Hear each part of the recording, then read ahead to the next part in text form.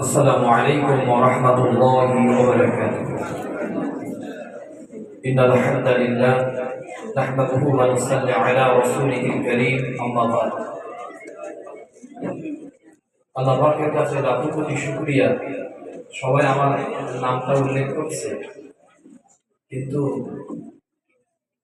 এই কাজের পিছনে যাদের অবদান তারা কিন্তু লুকিয়ে আছে।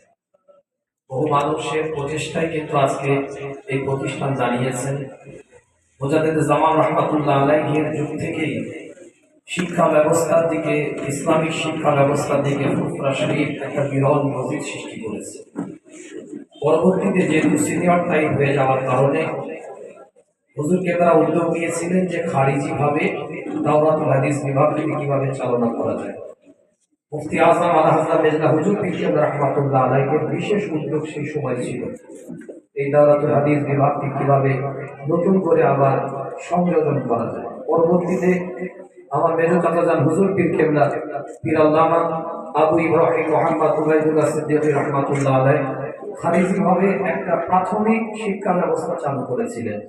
পরবর্তীতে এটা ষষ্ঠ পর্যন্ত পড়ানো হতো, যে সিলেবাস আমরাও পড়েছি। সেটা আলেমের রেজিস্ট্রেশন হতো, পরবর্তীতে আলেম ফাজিল টাইটেল করে তারা ফারে হয়ে যেত। কিন্তু হুজুর কেবলা দেখলেন যখন শিক্ষা ব্যবস্থার মান নিম্ন থেকে আরো নিম্ন পর্যায়ে চলে যাচ্ছে, তখন তিনি বিভাগীয়ভাবে আলাদা করে একটা দাওরা বিভাগ প্রচলন করার একটা প্রচেষ্টা করেছিলেন এবং আমাকে অনেকবার বলেছিলেন যে তুমি কি আর ক্লাস বাড়াতে পারছো না। শেষের দিকে 18 সাল 19 সালে এখানে অনেকেই আছে, আমার নাজিম ভাই আছে, আব্দুল হামিদ ভাই আছে, আব্দুল হালিম আছে, এটা খুব আমাদের কাছে। তো আজকে ওরা ক্লাস বাড়িয়েছে, কিন্তু হুজুরকে আমাদের মাঝে নাই। কিন্তু আমাদের বিশ্বাস তারা রোহানি দোয়া আছে, রোহানি তাওয়াজ্জু আছে। সেই রোহানি তাওয়াজ্জু, রোহানি দোয়াতে আমরা এগিয়ে যাচ্ছি।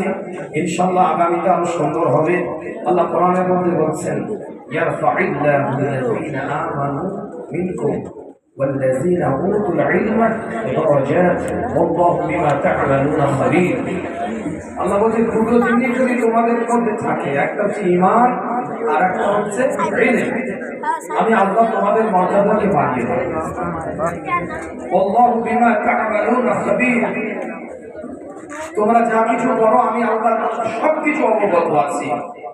আজকে অনেকের কথা বলা হয়েছে, আমরা অনেকে ভাবতে পারি ইন্টারনেট, ইউটিউব, সোশ্যাল মিডিয়াতে যেহেতু এটা ব্যাপকভাবে বিশ্বব্যাপী একটা প্রচারের আলোয় আছে, তো মনে করবেন ব্যক্তি বিশেষের আলোচনা হয়েছে। অনেকে ব্যক্তি বিশেষের উপরে ডিপেন্ড করে, নির্ভর করে কিছু কথা হয়েছে। কিন্তু আমার কথা এই জায়গাটা একটাই, শুধু আমি কথা বলবো যে আজকে হাদিসে যে হাদ্দাসানা আখবারনা আম্মারনা, এই যে সিলসিলাতুস সনাদ, এই সনাদের যে মাতানটা বিশুদ্ধ হওয়ার পিছনে, মতন বিশুদ্ধ হওয়ার পিছনে সনাদের সবথেকে বড় ভূমিকা। হাদিসের মাতান এক থাকে, কিন্তু সনদের মধ্যে যদি রাবীর রিওয়ায়াতকারী ব্যক্তির দুর্বলতার উপরে একই হাদিস মুতাওয়াতির হতে পারে, আবার একই হাদিস জয়ীফ হয়ে যেতে পারে হাদিসের রিওয়ায়াতকারী দুর্বলতার দিকে। তাহলে মতনের উপরে সহিহ, জাল, মওজু, হাসান, গরীব, মুতাওয়াতির, মাশহুর, এটা কিন্তু ডিপেন্ডেন্ট নয়, এটা কিন্তু নির্ভরশীল নয়। সনদের উপরে ডিপেন্ড করে, নির্ভর করে কিন্তু হাদিসের মতনটার গুরুত্ব থাকে সমাজের মধ্যে। তো আজকে ইমাম বুখারী রাহমাতুল্লাহ আলাইহি এমন একজন ব্যক্তিত্ব ছিলেন, ইমাম বুখারী রাহমাতুল্লাহ আলাইহি এমন একজন ব্যক্তিত্ব ছিলেন। একটা ছোট্ট কথা বলে আমি আমার বক্তব্য শেষ করব। তিনি একদিন নৌকা করে যাচ্ছেন, হঠাৎ তার কাছে কিছু দিরহাম আছে। এলাকার একজন দুষ্কৃতী ওই দিরহামের প্রতি লোভ হয়েছে, দিরহামটা নেওয়ার দরকার। কিন্তু পোশাক আশাকের সাথে দিরহাম যে ওনার কাছে এত থাকতে পারে, এটা মানুষ কোনোদিন বিশ্বাস করবে না। তাই তিনি একটা বাজে প্রচার চালু করে দিলেন। কি প্রচার? যে আমার কিছু দিরহাম হারিয়ে গেছে। তাহলে আমি মানুষ দেখতে পাবো ইনার কাছে আছে, এত দিরহাম ইনার কাছে থাকা কথা নয়, মানুষ বলবে ইনারই দিরহাম। তো নৌকা পাড়ে লেগে গেছে, সব দেখেছে, কারোর কাছে দিরহাম পাইনি। তো ইমাম বুখারী রাহমাতুল্লাহ আলাইহির দিকে লক্ষ্য করে বলছে, আমি তো নিজের চোখে দেখলাম আপনার কাছে কিছু দিরহাম আছে, কিন্তু আপনি তো দিরহাম আপনার কাছে পাওয়া গেল না, আমি তো ইচ্ছা ছিল, আশা ছিল আপনার দিরহামটা আমি নিয়ে নেব, কেন আপনার পোশাক আশাকের সাথে এত দিরহাম মানাচ্ছে না। মানুষ বলবে আমারটাই আপনি চুরি করে রেখেছেন। তখন বলতে শোনো, আমি যখন শুনলাম এই দিরহামের বিষয়ে তুমি একটা বক্তব্য করেছো, একটা কথা তুলেছো, আমার কাছে যখন সার্চ করে পাবে এই দিরহামটা আমার কাছে আছে, মানুষ হয়তো আমাকে কিছু সময়ের জন্য ইলজাম দিবে, কিন্তু আমি প্রমাণ করে দেবো এই দিরহাম আমার।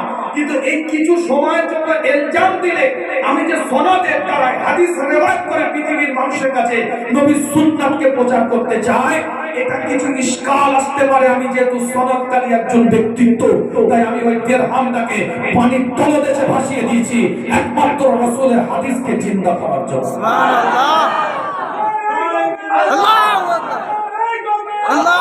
সংক্ষেপ বক্তব্য, সূরা মুজাদিলার 11 নম্বর আয়াতের দ্বারা দুটো শিক্ষা পাওয়া যাচ্ছে। একটা হচ্ছে ঈমান আর ইলম যদি থাকে আল্লাহ উচ্চ মর্যাদা দান করে দেয়। দ্বিতীয় নাম্বার, রিওয়ায়াতকারী বিশুদ্ধতার উপরে মতনটা নির্ভর করছে যে তার গ্রহণযোগ্যতার কতটা।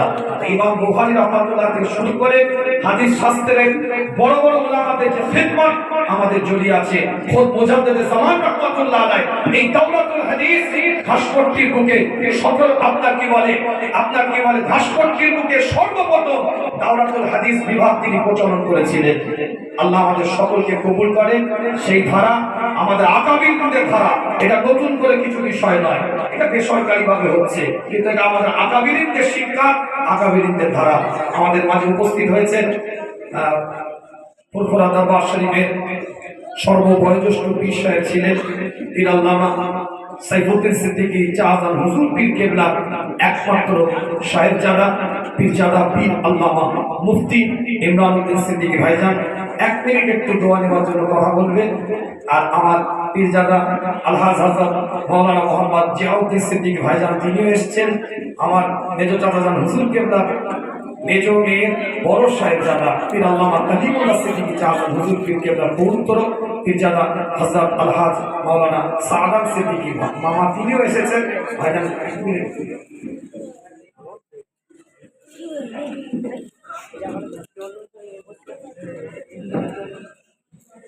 আসসালাম।